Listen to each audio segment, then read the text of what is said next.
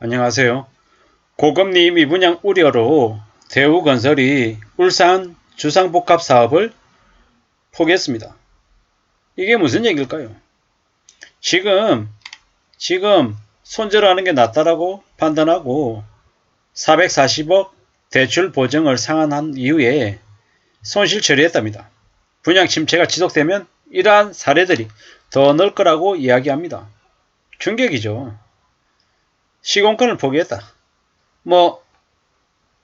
사실상 부도인 거죠, 부도. 대우건설이 후순위 대출 보증 브릿지 론을 440억 원을 갚고 시행사에 통보했다라고 합니다. 결국에는 이 사업을 위해서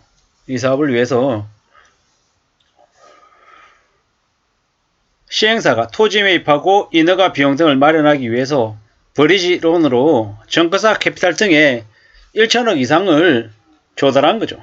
대우건설은 이 가운데 440억 원을 보증하고 1600억 원을 공사비로 받기로 한 겁니다. 근데 이걸 그냥 포기했다라는 건 무슨 의미입니까? 2천억 원의 부실 자산이 생겼다라고 이제 봐야 되는 거죠. 좀 놀라운 일이죠. 이제 결국 이제 이게 이제 대우건설 입장에서는 빠져나간 거지만 해당 사업은 대체 건설자를 찾을 거라고 한답니다. 근데 이게 그냥 청산할 가능성도 크다라고 합니다. 앞으로 분양시장이 계속 침체로 가면 이러한 일들은 더 늘어난다라고 보면 맞겠습니다. 상상을 초월하는 일들이 앞으로 이제 계속 생길 거다라는 겁니다. 무서운 얘기죠. 무서운 얘기입니다. 앞으로 유사한 일들이 계속 있을 겁니다. 앞으로 이러한 부도 디폴트라고 하는 얘기를 되게 이제 어렵게 얘기하니까 이게 뭔 말인가 싶잖아요. 근데 부도라는 겁니다. 부도. 이러한 일들이 계속되면 부동산 시장은 더 찬바람이 불고 사람들은 더욱더 낯설어하고 더 나몰라라 할 것 같습니다. 영끌한 사람들이 지금도 여전히 많습니다. 영끌한 이들이 살아가는 삶이 많이 힘듭니다. 많이 어렵습니다. 별일 아닌 것처럼 얘기했지만 절대로 그렇지 않다라는 겁니다. 감당이 안 되는 거죠. 뭐라고 얘기했냐면 대출이자 189만원에 30만원 난방비를 내고 나니까 남는 생활비가 40만원 밖에 없다라고 얘기합니다. 어떻게 살겠습니까 이러면. 영끌족들의 비명이 커지는데 2030들 아파트 매수 비중이 늘었다. 이런 말도 안 되는 뉴스들이 나옵니다. 제정신이 아닌 거죠. 대출이자가 189만원이다.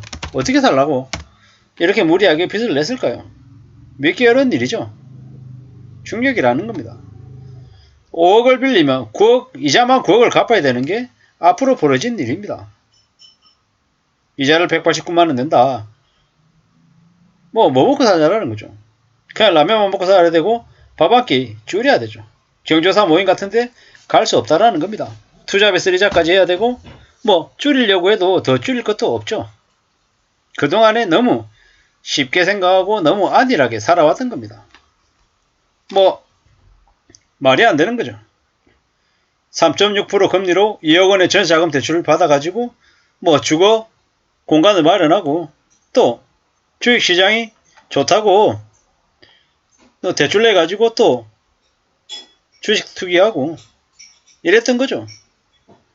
월급은 한 10만원 올랐다고 하는데 나가는 돈은 190만원이 대출이자 이래저래 엄청난 거죠. 하루하루 살아가는 게 쉽지 않다라는 겁니다.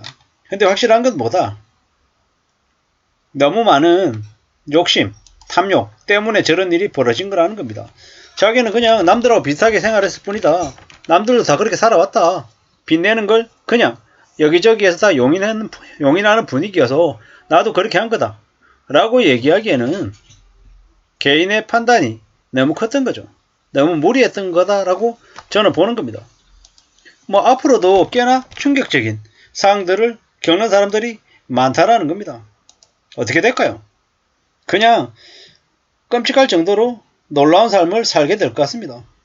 우리가 이웃나라 일본을 볼 때 일본이 되게 뭐 별일 아닌 것처럼 그냥 잘 사는 것처럼 이렇게 보이지만 속속들을 들여다보면 놀라운 일들이 많습니다. 왜 일본이 자전거를 많이 타고 다니냐? 자가용 끌려니까 주차비나 아니면 유지비용이 감당이 안 되는 거죠. 게다가 지하철을 타든 버스를 타든 요금이 너무 비싼 거예요. 그러다 보니까 어쩔 수 없이 자전거를 타고 다니는 거죠. 그리고 물가가 많이 비싼 거죠. 선진국에서 왜 9시가 넘으면 가게 문을 닫습니까? 자영업자들이 전기세가 감당이 안 되는 거죠. 셔터문 내리는 거죠. 앞으로 많은 이들이 일본처럼 극심한 절약을 하며 살 겁니다. 왜겠습니까? 뭐 지하철 요금도 오르고 버스 요금도 오르고 택시비도 오르고 전기세도 오르고 가스비도 오르고 안 오르는 게 없는 거죠. 나중에 부동산 관련한 거래가 대폭 줄어서 세금이 줄어들면 정부가 뭘 하겠습니까? 세금을 더 걷어들이기 위해서 별의별 방법을 다 동원할 거다라는 겁니다. 그렇게 되면 서민들의 삶은 더 힘들어지고 더 빡세지는 거죠. 차를 끌고 다닐까? 안 끌고 다닐 것 같은데요. 게다가 뭐 여행도 많이 다닐까요? 여행 못 다니는 거죠. 돈이 없어서. 그런 삶이 점점 더 많아질 거다라고 봐야 됩니다. 대우건설이 2천억 원의 부실 자산을 감소하고 있는 상황, 전환 상황들이 계속되면 결국 대한민국의 부동산도 거품이 대폭 꺼진다라는 겁니다. 아마도 2월 23일인가요? 한국은행 기준금리 인상회의가요? 금리를 올릴 겁니다. 3.5에서 0.25를 올려서 3.75를 만들 거고요. 또 미국이 3월달이 되면 0.25를 또 올려서 5.0을 만들 겁니다. 5월달이 되면요. 미국은 또 올리겠죠. 또 5.25까지 올립니다. 이게 5월달까지 있을 일이고 그 이후에만큼의 또 계속된 인상이 있을 거다라는 겁니다. 그렇게 되면 과연 한국의 부동산이 지금처럼 꼭대기에서 유지가 될 수 있을까요? 아닐 것 같은 거죠. 감당 못할 것 같은 거죠. 게다가 부동산만인가요? 아니죠. 각종 물가들도 감당 못할 정도로 올라가니까 사람들이 미치는 거죠. 유지를 못한다. 받아들이기 어렵다. 이럴 것 같습니다. 점점 더 시간이 지나고 또 지나면 느끼는 바가 있겠죠.